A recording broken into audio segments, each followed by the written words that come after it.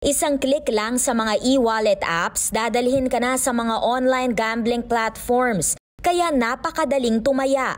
Pero mawawala na ang mga links na yan. Dahil ngayong araw, iniutos ng Bangko Sentral ng Pilipinas sa digital wallets na tanggalin lahat ng links at icons na nagre-redirect sa online gambling platforms. Binigyan sila ng 48 hours o hanggang Sabado para sumunod. Inanunsyo yan ng Bangko Sentral sa hearing ng Senate Committee on Games and Amusement sa mga panukalang pagbawalan ang online gambling.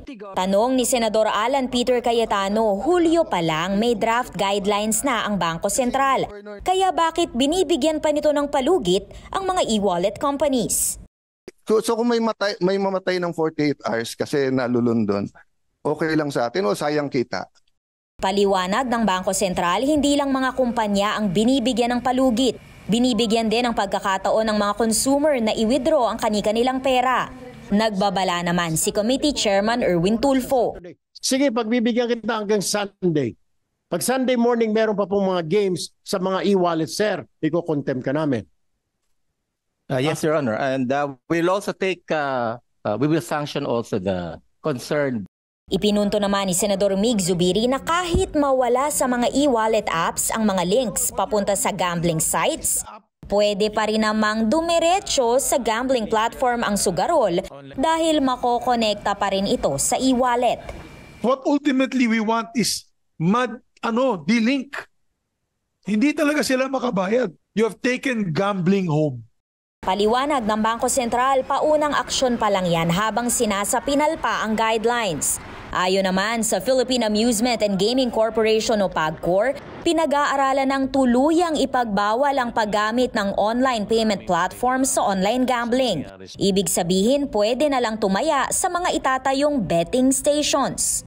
Ang tinitinan po lang namin na konsiderasyon talaga yung yung mawawala sa merkado.